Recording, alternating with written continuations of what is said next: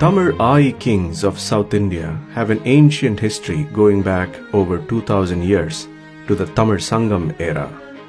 This kingdom is even mentioned in the European sailor maps of the 1st and 2nd century AD. In the second lineage of these Ai kings, Ko Karunandadakkan sets up a university called Parthivasekarapuram Salai over 1,000 years ago to produce experts in the field of government administration and law. Fortunately for us, we have epigraphical evidence that sheds light on some very interesting details about this university and what was taught here. Let us go on a brief journey of discovery to examine some of these details and to look at what happened to that advanced educational system over time. India achieved independence from colonial rule in 1947. After independence, it was only in 1956 that the states of today were created along linguistic lines. Till then, today's Kanyakumari district was within the Travancore Cochin state. At that time, the Travancore government secretariat offices in Thiruvananthapuram was referred to as the Huzur secretariat offices. Languishing in these offices were a set of copper plates. No one knew their origins or how the plates got to the offices. It was only in 1908 that T.A. Gopinatha Rao, the well-known epigraphist, deciphered and published a copy of these copper plates. He referred to the plates as the Huzur copper plates in recognition of where they were kept. The inscriptions in these plates revealed information about a university called Parthivasekarapuram Salai in present-day Kanyakumari district of Tamil Nadu, set up over 1,000 years ago, that specialized in teaching of government administration services, much like today's IAS system. There have been ancient universities, larger and more famous than Parthivasekarapuram Salai, in the South Indian Tamil kingdoms, like the Kanchi Gatikasthanam in the Pallava kingdom and Kandalur Salai in the Chera kingdom.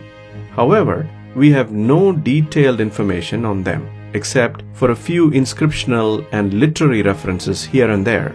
However, because of these Huzur copper plates, we have detailed information about Parthivasekarapuram Salai, and perhaps a window into the educational system of over 1,000 years ago.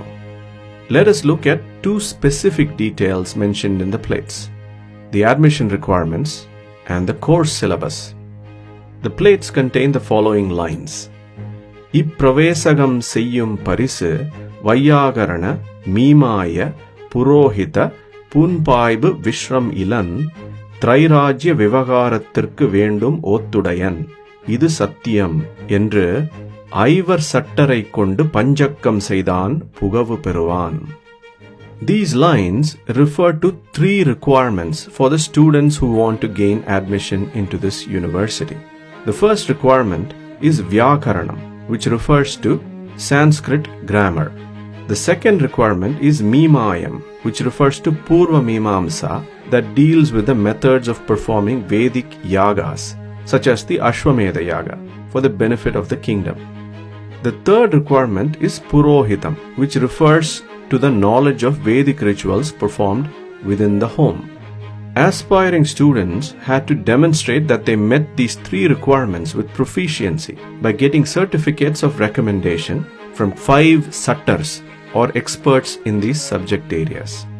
So in effect, the students had to be proficient in the Vedas.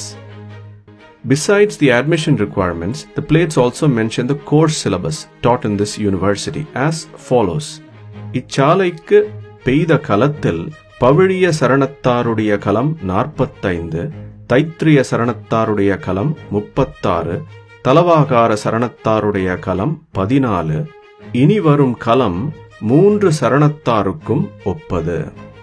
So, this university was set up with an initial funding for 95 seats. These seats were divided into 3 specializations as follows. The study of Paviliyam had 45 seats, the study of Taitriyam had 36 seats, and the study of Talavakaram had 14 seats. Scholars believe that these are 3 specializations in the broad field of Dharma Sutras. Dharma Sutras are the ancient law books of India and are built on a foundation of the Vedas. They mainly dwell upon a code of standard conduct for every individual so as to have a stable society that is rooted in righteousness. Topics covered include government structure, taxation, foreign policy, civil and criminal law, organization of society into 4 classes or varnas, the ideal life stages or ashramas, educational regulations, dietary regulations, rules for sannyasa, daily rituals, funerary practices, succession planning, city planning, commerce, and a range of other topics. According to Professor S.C. Banerjee, an expert on Dharma Sutras, there were 38 different Dharma Sutra texts in India. Most of these had their origin sometime between 500 BC and 400 AD. The most important among these are Manusmriti, Yajñavakya Smriti, Gautama Dharma Sutra, Baudhayana Dharma Sutra, Abhastamba Dharma Sutra, Asvalayana Dharma Sutra, Vasishta Dharma Sutra, and Vaikansa Sutra. They all discussed similar topics, but had minor and sometimes major differences in how they specified acceptable rules of society. Perhaps to accommodate what was deemed acceptable in the kingdoms and societies of their time.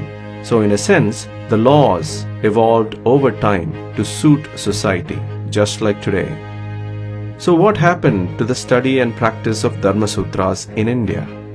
Well, Dharma Sutras were specifically created for a monarchy form of government, where a strict form of top-down control of society was enforced with the king as the supreme authority. The study and implementation of Dharma Sutras was spread across all major kingdoms of India. The story of Manunidhi Chola, the famous Tamil king from the 2nd century BC, is an example of the antiquity of the use of Dharma Sutras in South India. However, as monarchies fell, and India transitioned to Islamic and eventually to British colonial rule, the importance of the ancient Dharma Sutras faded away.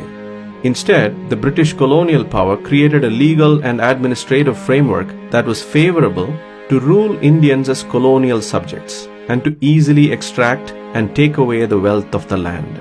However, towards the end of their rule, as the independence movement picked up steam and there was mounting pressure for self-governance, a more democratic framework started taking shape, culminating in the Government of India Act of 1935. Some of us mistakenly believe that the British brought democratic laws to India, but the truth is that the colonial power tried to derail the march towards democracy at every step. The most devious attempt was in creating deep communal divisions in India by creating laws for separate electorates, primarily along religious lines, so as to create divisions and weaken the unity in the independence movement. These efforts eventually led to religious polarization and the partition of India. After India gained independence in 1947, a new constitution was created for India by Indians and was adopted in 1949. It was built on top of the Government of India Act of 1935. In addition to heavily borrowing from the British constitutional framework, the Indian Constitution also borrowed features from the American, Irish, Canadian, Australian, German, Soviet, French, South African, and Japanese constitutions, and various institutions were created to help realize this new constitution, which became the new Dharma Sutra for democratic India. Meanwhile, Pakistan, created as a result of the religious polarization injected by the colonial power, created its own constitution, built on a foundation of Islamic law. Till about 100 years ago, the belief among early historians studying Indian history was that India owed much of its science of polity to the early European nation-states, especially the Greek. However, the study of Dharma Sutras and the discovery of texts like Kautilya's Arthashastra in 1905 proved that India had an independently developed science of polity from over 2000 years ago. And the Huzur copper plates, with its details on Parthivasekarapuram Salai, provides a window into this ancient past and bears witness to the evolution of the science of polity and its education in the long history of India.